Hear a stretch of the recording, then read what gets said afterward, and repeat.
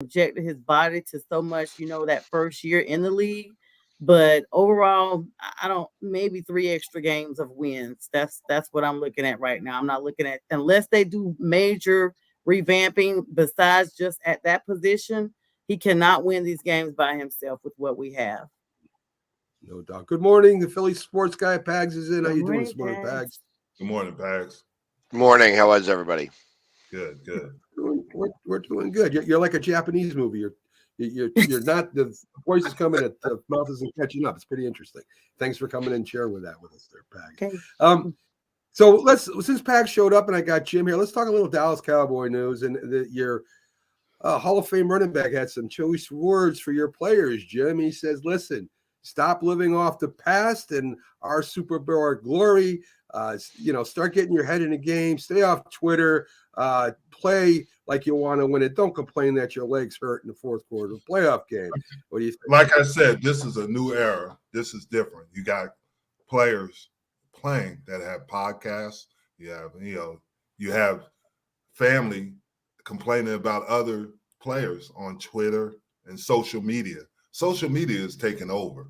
And obviously we're a part of it, but that's the problem you have. And that's what he's saying. It's got to be, and CJ put up team. It's got to be team. There's no I in team, but now is how can I basically advertise or put myself out there? How can I do that? And that's what players do now. And that's unfortunate. It's unfortunate because they see that this is lucrative to do this and they can make a lot of money doing this. So they do it. They want to hear their opinions on everything. And sometimes those opinions need to stay in the locker room. You can't put everything out there because the locker room is a unique place.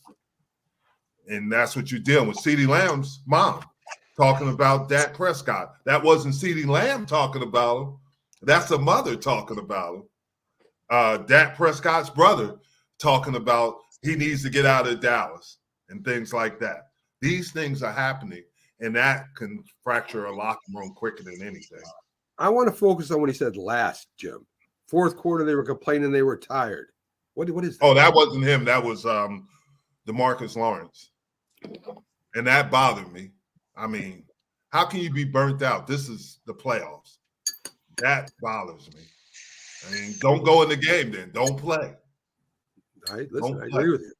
I agree with One of the greatest things, one of the greatest lines I ever saw when the Rams beat the Titans in the Super Bowl. It came down to the last play.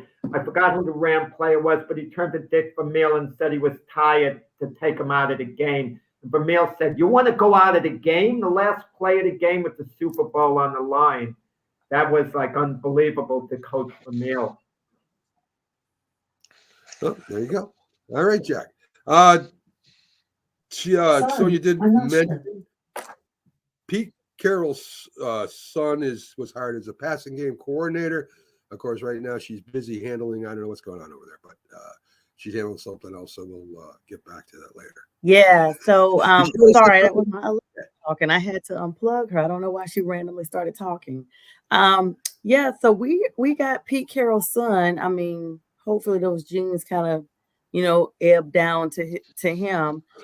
Carolina's doing a lot of bringing in folks that are tied to other people right now. And in my opinion, the name speaks for itself, but we're still grasping at straws. Let's be honest. I mean, I'm not 100% confident in the future of our team, at least for next season. Maybe if we had brought Bill Belichick in, I probably would have been like, oh yeah, we're gonna do it. Or Jim Harbaugh, someone of that caliber. But I'm gonna have to wait, honestly, to see the writing on the wall. Of course, I got little notes here about his son. I am going to be definitely watching everything. And hi, Guy Country Song. I don't like him. I didn't mean to throw you off. Go ahead, Sonia. He's horrible. The comment that just popped up. Okay. I just don't have a lot of confidence in what's going on right now with that organization as a whole. The fact that we did bring in Pete Carroll's son, it's just, I'm just going to be looking. Nathan Carroll is going to be just a passing game coordinator. Passing game coordinator. What is that? Just to focus on passes? I don't get that.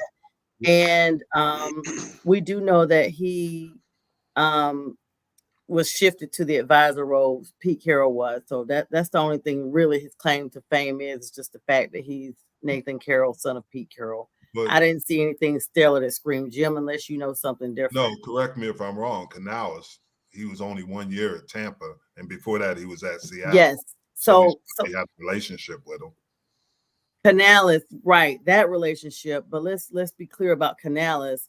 We signed a coach who just got the team to the first playoff berth just because the NFC South was so bad. It wasn't nothing to write home about. It wasn't like he had the team at 12-5 or anything. They finished at like 532. The entire South was barely 9-8. Not bad. 9-8. Uh-huh. The record was 9-8. The Buccaneer record last year. 9-8. But still, that's barely above 500. It's one game above 500 is what I'm saying. You didn't go and get a coach. You didn't go and get us a coach that's comparable, that's a winning coach. He had not proven himself yet in Tampa Bay, in my opinion. And so then he goes and gets his OC and brings him in. And so here we have it. Now we brought Pete Carroll's son into this, and it's just a name game at this point. I don't think anybody's proven anything. So to sum it up, Carolina's still a mess. Pags, I want to get to you in some Philadelphia Eagles. Real quick. I got a question for Sonia because she's getting into a very unique type of situation. You've loved Carolina, the Panthers, for as long as I've known you. Mm-hmm. Is there ever a point where you will stop liking them and go to a different team and start rooting for a different? I'm asking this in a real sense. You are frustrated with your franchise. You're seeing things that they're doing, and you're not agreeing with how they're doing it. Is there come a point where you would stop rooting for them? And you live in Atlanta, so it wouldn't be crazy for you to become an Atlanta fan. Is there that point? Yeah, it's. I've had a lot of people ask me that. I'm getting inboxes from random people that just follow my page, my Panthers fan page, just asking me how much more can you take? And I kind of feel like I'm gonna be like how the Jets are. They say they rolled for 50 years. That's what CJ said. With nothing. I'm gonna still love them, but there are times, Pags, I have to be honest. I don't even watch the game. After we started dropping about that fourth game in a row of losses, I was like, I just want to watch a game I can enjoy. Let me turn to another team that I'm not emotionally invested in. It's crazy because, you guys know, I just had a birthday. So in Georgia, your tag is renewed when it's your birthday. And my tags are personalized. They literally say Panthers on the back, like my Georgia tag. And I've contemplated, because I have not renewed it yet, I've contemplated switching my tag out because I was like, I'll keep the frame on it, but it's just hard. But so right now it's a TBD right now, Pags. So you have a toxic relationship with your team. So complicated. Wow. But that was a good question to ask. I wasn't sure. Like I said, I hear you complain about them all the time. I thought it was a appropriate question. This is how great an interviewer Pags is. He got her to talk about her license plates. That's deep. When you get a person talking about the license plates, you have just covered about everything you can. So Malik, of course, your offensive lineman says no way. Jason Kelsey's coming back interviewing ESPN, Fox, and another network. He's been interviewing for sports commentator jobs, so he doesn't think he's coming back. Jamie, he thinks he's all done. That Kelsey won't be playing next year. I know you think maybe he still will. But that's what the player on the team says. I assume you meant Jordan Mailata. Yes. Malika. I was trying to figure out who Malika was. I'm like, I don't even know who Malika is. Well, me either. I don't even know who Andrew. Listen, Jordan Mailata doesn't get to speak for Jason. And I know if you're going to ask his opinion, he's like, yeah, he's going to go. It's like, I think he comes back. I really do. Okay. Maybe his extension. A bad extension, Pags, for how he played last year. It seems to me that Mayberry's one of those big cornerbacks, right? that relies on kind of roughing you up. He's got some decent speed, but he's not the fastest defensive back out there. Do you think maybe they should move him to safety like they did with like a Ronnie Lott or something like that? Yeah, Bradbury? I was gonna say Yes. maybe. He's sitting here killing like- the names today. I tell you, I'm trying to figure out. He said What did I Mayberry. say? Like I thought we were talking about something The from. Andy Griffith show. Yeah, I was exactly. like, Thank you. Mayberry, What's happening? Did I RFD, say North Carolina. Mayberry? I meant Brad. The Giants. Here's trade some me, that's what coffee, I'm Mac. I got you some coffee. saying. Thank you. So what do you think, Pags? Move him to safety or leave him at cornerback? I mean, I know last year he had a bad year.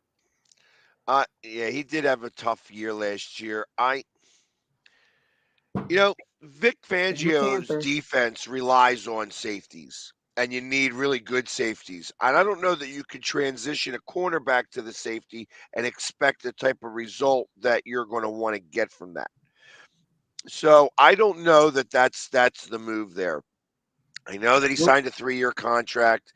I know that there's a couple of cornerbacks. One from I think Pittsburgh that just came up, or maybe he was a linebacker. I'm not sure. He just got dropped. That I was reading about. I don't know. Yeah, saying that he had a down year because I mean, obviously he was good with the Giants. He was good his first year here, and then all of a sudden he had such a drop off. When you have a drop off like that, something tells me that it tells me more that there was a personal situation that occurred. This had nothing. This was not football related. I don't think. I don't know the man. I don't know his, what's going on in his life. I just know that he played at such a high level for the Giants, played at a really high level for us in the Super Bowl year. And then last year was just seemed unfocused. Like if I could bring it down to one thing, it was just unfocused. He just wasn't, he wasn't in on it. Well, I asked My that. thought is, I asked Go that, Pence, because a lot of cornerbacks, not a lot, but some of the better quarterbacks did move to safety. I mentioned Ronnie Lott. I know somebody from the Dallas Cowboys. I can't remember his name. Was it? I think it was the one that was up for the Hall of Fame. What didn't? Oh God, I can't remember his name right now. Jim, the number 24 Walls. Didn't he move to safety? Yes, with the Giants. Right, and he played well for him there. So that's why I'm asking that, Pags. He's a big guy. I think he could cover a tight end or something like that over the middle. That's why I was asking that. But Bradbury is a former Panther. He did the same thing in Carolina, Pags. It was like those 2 good stellar seasons, and then we don't know what happened, and they released him. I mean, traded him. and so he went to the Giants, stayed there for a year, and then they dropped him, and then we picked him up. So, and like I said, he's got it in him. He's just, So I'm going to take this as a down year, and if that's what he does, he plays 2 good years, has a bad year, 2 good years, has a bad year. Well, then he just had his bad year, so we should have 2 more good years from him, if that's the trend. Okay. If y'all keep him. The Georgia, a lot of Georgia players taken by the Eagles. 3 haven't worked out yet. Pags, Nakeem Dean, Nokon Smith, Jordan Davis, I think is the other one. The 3 out of the 5 haven't worked out yet. You think maybe it was a mistake to kind of Nolan Smith, Roquan Dean, and Roquan is good. and Jordan Davis. Those 3 are what you're talking about. Okay. Yeah. Nolan Smith, I couldn't get on the field last year, and I'm not exactly sure why that is. I think he'll be able to have a little bit more play because of the 3-4 defense. He's more of a 3-4 defense guy than a 4-3 defense guy. So under Vic, he should be able to get a little bit more play. Nakobe Dean was probably their most serviceable middle linebacker. For whatever that means. I mean, it was like when he was there, he showed some structure to that position, where when he wasn't there and he was hurt, which was the thing coming into the draft, that he was too small, he's going to wind up getting hurt. Once he came out, it was just, there was no structure at all to that middle linebacker position. Jordan Davis is, listen, defensive tackles usually take a few years to get their feet underneath them. And then, so I'm going to give him another year or two before I start to make final judgment on him. Okay. Not everybody's going to come out and be Fletcher Cox. And that's a real statement. So I think that as he goes forward, because he's a big boy, and again, it's a matter of just being able to use your hands. How do you use your hands to break through those blocks and such like that, especially as an interior lineman? I got to assume. I mean, and Jim might speak for this a lot better. Your hand play there is so critical in comparison to even on the outside. You can get by with speed on the outside, but on the inside, you have to be able to break those blocks and such like that, I think. And the big thing is you're getting hit from every direction. You're never not getting hit as obviously an interior player. That's why it's so different. You see it from left, you see it from right, you see it straight ahead.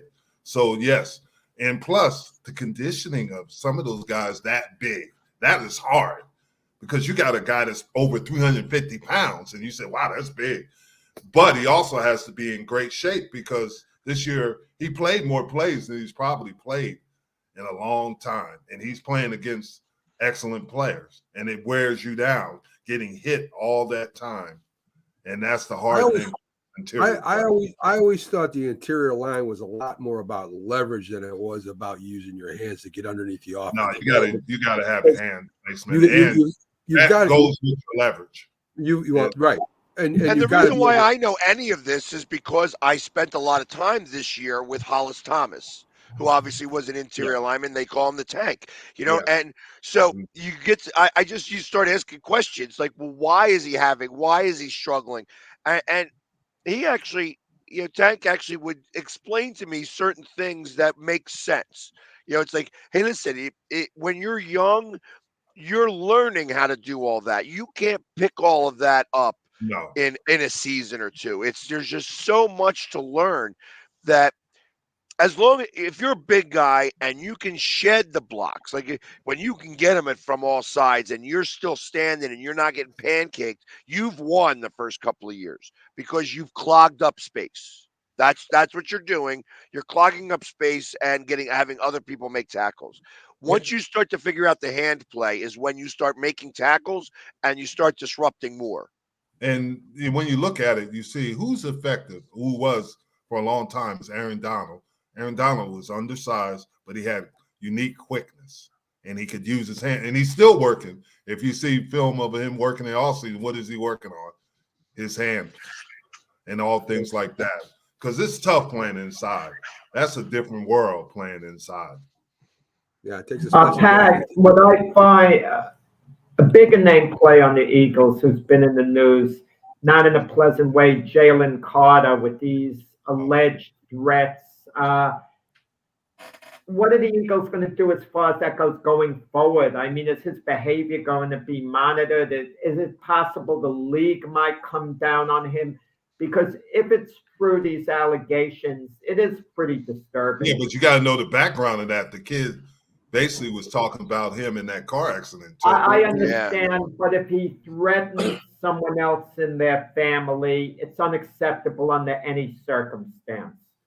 That's where the backstory really comes in, where they went deep dive into that. I guess the NFL went on both sides, and you're hearing the Jalen Carter part. They started to go on the opposite side. Oh, this is how you're going to play. This is, that's like dirty pool. You know what I mean? That's like hitting below the belt. Being a football player is a fraternity. And when you start to do stuff like that, it starts, it has a ripple effect. So I'm going to imagine that it goes both ways on this regard. Yeah. And I think I would agree with that because there's some things shouldn't be said. And regardless, you can say a lot of things on a football field, but there's some things because people were killed in that situation. And then, Right. you know, the Eagles did go ahead and draft him, but he already has all these civil litigations that are going on that are connected with that incident here at UGA and you know, down here in Georgia. So you always hear people mention it. Philadelphia is known for taking a lot of UGA alum. In fact, they have like the little over saying the up last here that 2 is the years. UGA of Yeah. up there. And so, you know, Perfect. that is still very fresh for people, you know, in this area, especially with we're just coming up on another season here, like maybe not even 2 seasons removed from that happening. And so the fact that he would even bring that up, knowing that this is, you know, something that is sensitive, like I'm sure he's very remorseful for that. It was an accident for all intents and purposes, even though your behavior contributed, it was still an And yeah, accident. yeah, and the truth of the matter is that the other guy who was in that car got in Yep. on his own accord. It Yeah. had nothing to do with Jalen Carter on the fact that he lost control of the vehicle. It wasn't like Jalen Carter pushed him to a wall or Yeah, something and like it that. came out later. It came out later because of footage. They didn't even know that he was actually there because it was almost like that incident happened apart from Jalen, but Jalen's incident initially started that. That's how it happened.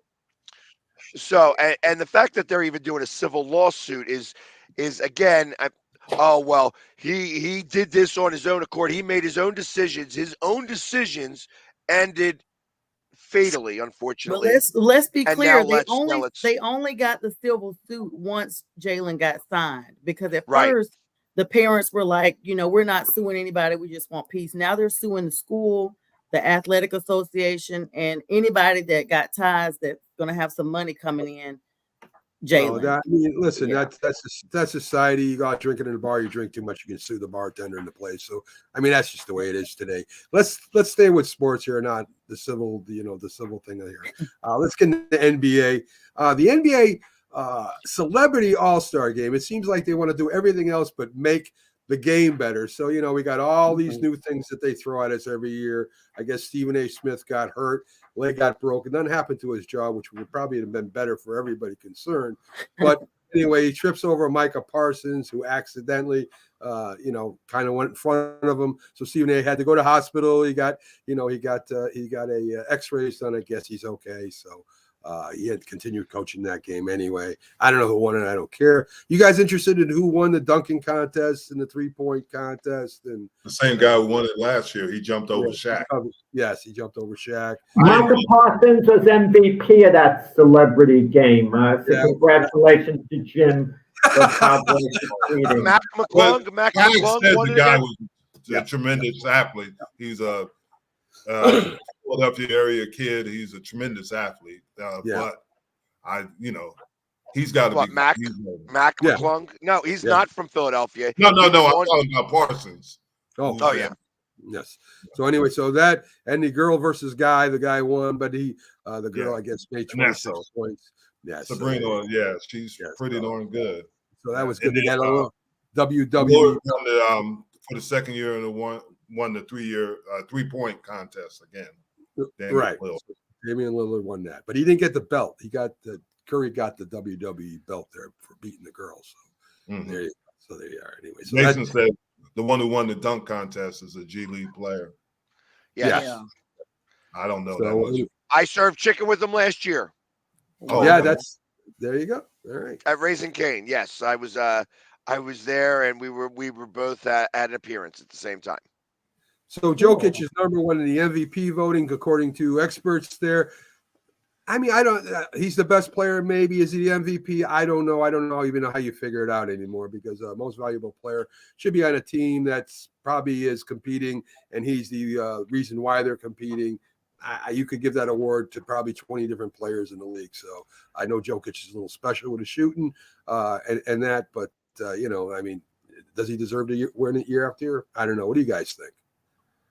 Call it best play in the league. Let's just change the name of the award. You could make a valid argument Jokic is the best play in the league. And, you know, let's take it from there. That means Jordan and LeBron would have won it year after year after year. Not that they didn't win the MVP awards, but I'd like to see it best players, even if he's on a team not as good, but he's carrying the team.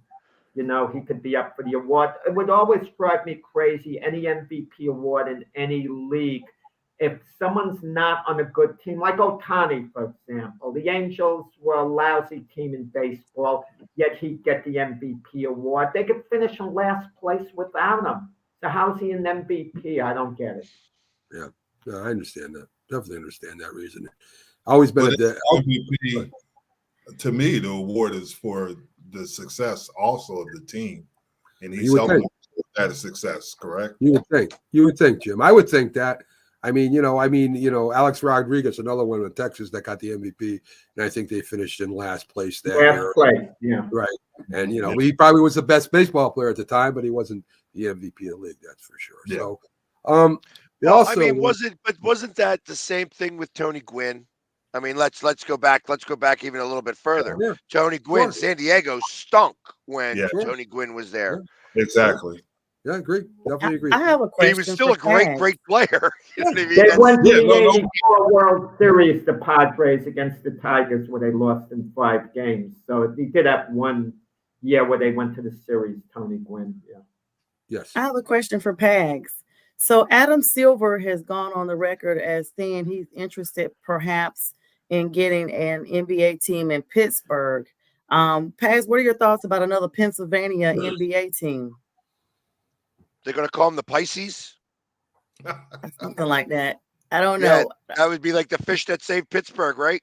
That was a movie back in the day. It might be before your time even. Yeah, it's like You know what?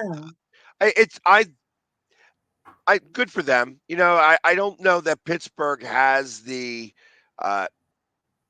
people to Right. go and sell out the arenas for that all the time. That's exactly Mhm. correct. Julius Erving was the star of that movie. Mhm. I think that there's other spots. I mean, obviously they want to put one in Vegas. They were considering putting one in Seattle. If they do put 2 teams out in the West, they are going to have to transition 2 teams over into the East. That so it would probably be a couple of the Texas teams would wind up becoming East teams rather than West teams. So I'm for it. You know what I mean? If you're going to try to put one out there, I don't mind another team in Pittsburgh. I mean, when I think about how I do my fandom in general, I go very, very local, city, school, county, city, state, country, world. Yeah. Pags is a fan of the world. I've heard him say that before on the show. Yeah, listen, when we go up against any games against Mars or Venus, I am definitely pro Team Earth. You put it in the Olympics with flag football.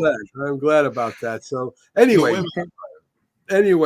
after this season, LeBron, does he leave the Lakers for Cleveland or Miami? Or I mean, this is the talk out there. If he does go to the Lakers, where does he go? I would imagine he stays in LA. I don't think he moves. Do you think it's predicated on if Bronny comes out, Yes. which I don't know? Is it predicated wanting to play with his son? Because They were saying that Bronny is now playing with his other son, so he'll be waiting for both of them. He will go anywhere Bronny goes and take the league minimum if he has to. It won't get in his way a contract. He made that clear. He'll go to the Toronto Raptors, LeBron, if they get Bronny. And believe me, Bronny's stock is probably going to go up somewhat. Let's say Bronny was going to be the number 20 overall pick in the draft, hypothetically. You mean to tell me a team won't take him in the top 10, 7 to 8, knowing they'll get LeBron a package deal? I don't know. I wouldn't think so, but you never know. And I'll be honest, I feel like that you would need to be one of those bubble teams, like in that 9 seed or the 10 seed that, barely Like Atlanta or Charlotte, somewhere like down in there. Atlanta would be a spot that I could see taking him because, obviously, Trae Young, but they would have to trade Trae Young. Yeah. Because They're where is he talking gonna about play then? Trae Young being traded. Those talks are already out because they said he's just not producing like he was. So Trae Young is becoming Trae old. Since they changed the rule where you're not allowed to bump somebody and then shoot the ball, I mean, he's no longer any good. And he just got a fine for obscene gestures with the refs down there the other day. So he's frustrated anyway. Yeah. And Bryce, LeBron's youngest son, they said he has more upside than Bronny.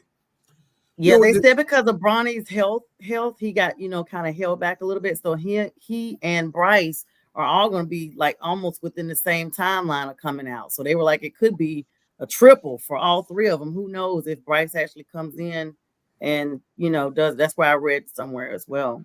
Does it depend who drafts Bronny? I mean, if there's a team that goes up there that say a bad team they drafts Bronny, does LeBron still go, or does Bronny even go? Or I mean, there's still a lot of questions. Whether does Bronny really want to play with his father? Does his son want to play with his father? I mean, there's a lot of questions that we're not thinking about here that could affect whether LeBron James leaves and goes somewhere else. I know Jim's son wouldn't want to play with him if they were on the same, line in football. No, I'm just saying. Jim, I mean, Jim, to that. You're talking about a big shoes to fill there, a big shadow to fill. That's really hard. Think about it.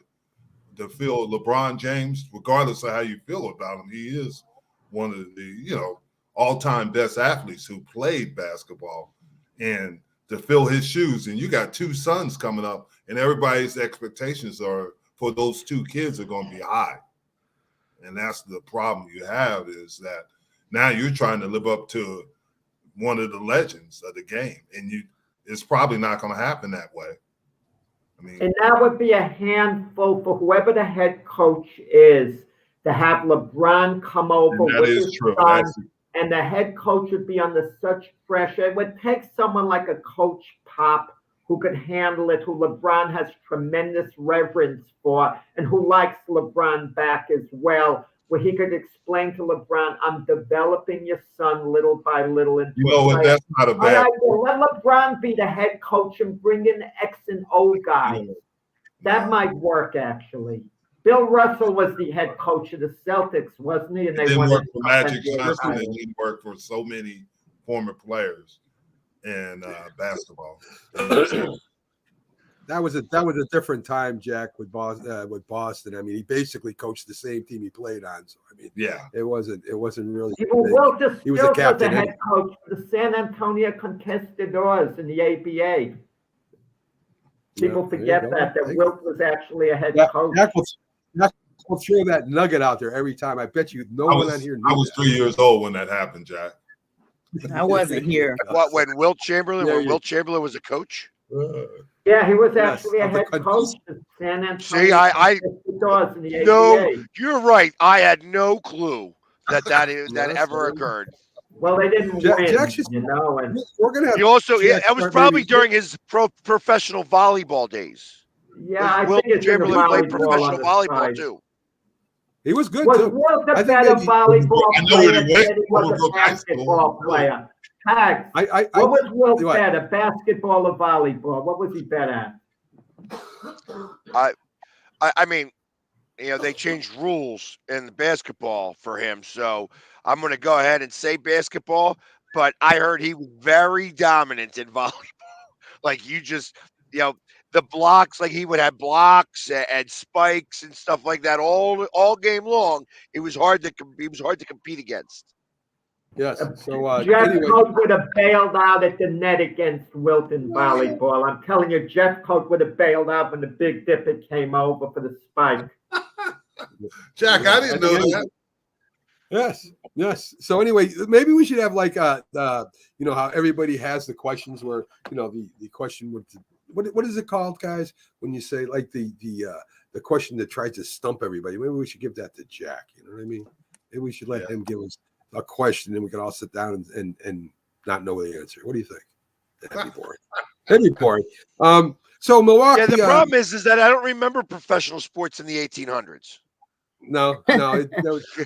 That's true. Going back to that, with bare knuckle boxing now is starting to take off a bit. So they're going. Yes, it is. Oh my God, Jack, you are amazing. We'll get to the boxing segment too, Jack. So anyway, Giannis is kind of saying it's urgent that we start winning, and of course you have Doc Crimea Rivers over there trying to tell them why they're not winning. He's complaining about the players not knowing what the play is, like it's their fault. And what a bad move the Bucks made. What were the Bucks thinking? I mean, why would you get rid of a coach and you're winning and go and get Doc Rivers and bring him? What's the plan there? I don't get that.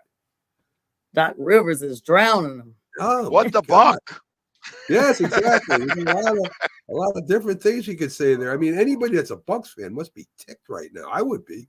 I mean, that's crazy. You do have a point. There had to be You know what? something that was I- not performance related that as the reason why there was a separation there. Yeah. Yeah, well, they wanted somebody to really coach the All-Star game. Right, clearly. That could have been it. I think they might have been. I think they Well, might have been. that's a weird situation because It Griffin. is, and I think Sonia's They right. they were tied for first or near Yeah, first. they were right there. They were right with the East. Celtics. They were Yeah. right there. I think Sonia's right. There had to be something personal with. I don't know. I don't know. So, yeah, Jamie, what the buck is wrong with the Bucks? There you go, Robert. Hey. You missed it, Robert. Look at that. Let me just say something with the Bucks move with Adrian Griffin moving on from him and hiring Doc Rivers. It wouldn't have happened had Giannis spoken up beforehand. By Giannis not being involved with the move, they could tell Giannis wasn't happy. The defense of the Bucks had slid backwards. Damian Lillard wasn't thrilled. I'm not saying they forced the issue with the coach being replaced, but they were behind it. Look, the same thing happened at Cleveland with LeBron and David Blatt, the coach. They were 30 wins, 11 losses at Cleveland, and they knew LeBron wasn't a big fan of David Blatt. But had LeBron stepped forward beforehand, said, look, it'll work out. We want him to coach the team. The Cavaliers never would have moved on from David Blatt. Yeah, I mean, I remember. Giannis's brother never plays, but he's been there. He got the best job in America. That's the truth. That is the truth. I just don't. There's some moves that are made. Maybe there is a personal breakdown. Maybe the players are kind of upset with you. But man, why Doc Rivers? I never got that. I never got that move. I mean, there are other basketball coaches. Well, because he's got a championship pedigree. Yeah. Yeah. 1-1. Yeah. Well, here's a fact. How about Steph Curry goes to the Hornets and wears the same number as his dad, Dale Curry, number 30. Okay, yeah. Just a little little comparison there since we talking about Giannis, the brother. But maybe you guys can answer this question. Why does Mark Jackson never got another job? He did something, Jim. He did something to somebody. I mean, Yeah, he cut somebody off. Yeah, he did something really. I don't know what it was, but he ticked off an owner. I know that, and the owner's talk. I mean, maybe Jack knows. Well, he made a lot of socially unacceptable remarks behind the scenes. Oh. And he created a toxic atmosphere when he was at Golden State. When you reportedly, and I underline the word reportedly, disrespectful to the workers, the everyday workers in the organization, and no one at all likes you there. I mean, it goes a long way. When he had a great job as a national commentator with Jeff Van Gundy for years and years, and he didn't exactly distinguish himself in that position, even though he held on to it. Had he distinguished himself, let's say the way a Hubie Brown did, I think he would have somehow found his way back into the league. But I think all the antisocial remarks that Jackson made when it came back to haunt any franchise later on, it wouldn't have prevented me from hiring him if I truly thought he was my guy. Yeah. But that's me. Yeah. Yeah, I just was curious because I enjoy watching him in the NBA. Yeah. Yeah. Yeah, he was a good point guard. He definitely was. And a good coach when he did coach. I think he coached, wasn't at the Warriors before Steph. Yeah, he did a good job leading into their championships. He played a role in it. Yeah. We can misdo that. It was more than his coaching performance. It's like another Eric Bieniemy situation with Mark Jackson. I was just going to say, we see that throughout all the professional sports, that if you have a personal issue somewhere, it bleeds over into you professionally, and it can inhibit, everything going forward, like your jobs or lack thereof. All at that level, coaches, it's all about relationships. Jim knows that very well. With staffs, yeah. if you don't have a good relationship, that could cost you other jobs somewhere else. Golden Knights did snap the Oilers' 16-game winning streak. That was the longest winning streak in the NHL active anyway this year. They're moving outside. They're playing hockey outside again. I know Pags was at an outdoor arena last night, if I'm not mistaken. I saw him and is it a lot more fun outside, Pags, or you like it better in the arena? I like it better in the arena. It's cold out there. Yeah. I mean, think about, go to a football game in, late January in the cold. It sucks. And then you're playing on the rink. The rink hasn't changed size. It's not like they make it the size of the football field, which would make it a lot more interesting, by the way. That would be exciting. Make the rink bigger. And now all of a sudden things would get a lot more crazy. But they don't do that. So it's harder to watch. It's cold. I mean, I guess it's exciting because you get to see a hockey game with 70. It said there were 70,000 people there. It didn't look like 70,000 people to me, but I mean, that's what it is. It's part of the fun of it. Different, right? Yeah, it's different. Speaking of cold, how was your jump the other day in the water? I was following you. Very cold. I am not a fan of jumping into cold water. I'm not a fan of that's just not my thing. I don't do polar plunges. That was my first ever polar plunge. And I'll tell you the one video that nobody got that somebody should have that would have been funny to watch is my reaction as I got out of the water. I was looking for it. Sonia has replaced Jack of taking the show totally off for him, man. Sonia, you have him on there on your show. You can ask him all these questions. Hold us back here a little bit. The 2000 the Winter Classic. Speaking of cold, will be held at Wrigley's Field. This goes back to where there used to be hockey clubs, and that's where they played way back during Jack's time in like the 1920s and stuff like that. That's when the hockey clubs played outside all the time. Boxing news. Let's get into boxing news, Jack. Not Shinga climbed back to the top, winning the IBF flyweight crown with a TKO against Curiel. Jack, is that a good fight? Yeah, that was a bit of an upset. I'm still waiting on the tape of that fight because I had to cover another fight with O'Shaquie Foster, retaining his WBC junior featherweight title against Abraham Nova. So I had to cover that fight in the undercard. So I'm waiting to, see the tape on that fight. We'll probably talk about it on Glove Fist tomorrow night. So you covered the Foster fight. That was my next one. Yeah. There was a knockdown. Foster scored a knockdown with 20 seconds left in the fight. Had he not scored the knockdown, there's a good chance he still would have retained the title, but it would have been a draw instead of getting a win. And O'Shaquie Foster talked about moving up 3 weight divisions to challenge Kano Ben. But O'Shaquie Foster doesn't strike me as any type of dominant fighter who's going to be top dog either in and around his weight division. So, he'd stick to that. These guys talk. It's all like a social media thing, like Jim was mentioning before. I mean, that's what people get caught up on. It's not so much the merits of the fighters as far as their personalities. Haven't heard too much about the YouTube sensation turned boxer and his fights there. I haven't heard about him too much, Jack, lately. Is there anything going on with him? Fighting in Puerto Rico against a bring along your own opponent type. But give Jake Paul credit. He started from scratch. He's actually a decent fighter, not like world class, but he's actually a decent fighter. He's paid his dues. It's easy to laugh at him, but, he's been in the gym constantly. He's been honing his skills.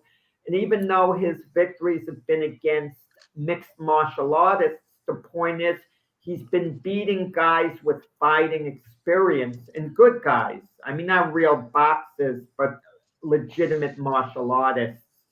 So, I'm willing to give him his due in that regard. Why can't you get a fight with a real boxer, Jack? Well, he did. Jake Paul's going to cash out at some point. I could see him fighting Canelo Alvarez at some point because Canelo is picking and choosing his spots. Canelo is avoiding a fight with Terence Crawford and David Benavidez because Benavidez is a monster Canelo's size, who's capable of maybe even knocking Canelo out and destroying him perhaps. And Terence Crawford is a generational talent. And even though he's a smaller guy than Canelo, it's a very, very risky fight for Canelo. So he doesn't want to go there with that. So he's picking and choosing his spots. Jake Paul's going to generate tremendous business, tremendous money for Canelo, and he won't be nearly the same risk as Benavidez and Crawford. I thought that Crawford and Canelo have a fight. They already agreed on it. No. Canelo talks. Canelo is picking and choosing very carefully, and he's using excuses. He says, well, if I beat Crawford, no one's going to give me credit for beating a much smaller guy, but if I lose to him, it's going to be bad. He says, I have nothing to gain, so I'm not fighting him. You know, Canelo is thinking, what's his excuse not fighting David Benavidez, a guy in his division, the fight everyone wants to see? He's going to say, well, Benavidez has to prove himself more. Well, he proved himself. He just took out Demetrius Andrade, a top-of-the-line fighter who Canelo's been ducking. And then Canelo on a rematch with Dimitri Bivol, the guy who beat him. He makes Bivol an offer that's so low, he knows Bivol is going to turn it down. I mean, Canelo, he's going to fight Jamal Charlo next, an unbeaten middleweight who's had, one fight in like 3 years, 2 fights in 3 years. It's been woefully inactive. Then he's going to fight Jamie Munguia, another unbeaten fight, a legitimate fight to make, but someone who doesn't pose nearly the threat to Canelo that Crawford and Benavidez would. And that's what it is, like picking and choosing. Can you imagine that the Kansas City Chiefs next season can pick their schedule? They'll put, no offense, Sonia, they'll put the Carolina Panthers on it for 2 games. Then they'll look the Washington Commanders a game and this and that. And, you know, they'll avoid the teams that really have a chance to beat them. A serious chance. Jack, what's going on with the Fury Usyk fight? Oh, it's supposed to take place now in May 18th, I believe the date is. You know, Fury got allegedly the cut was legitimate. Why they canceled the last fight, but people are getting tired of Tyson Fury. They want to see the darn fight take place. You tell me if you're Usyk, what are you thinking? He wasn't there for the birth of his daughter because he was training for the last fight.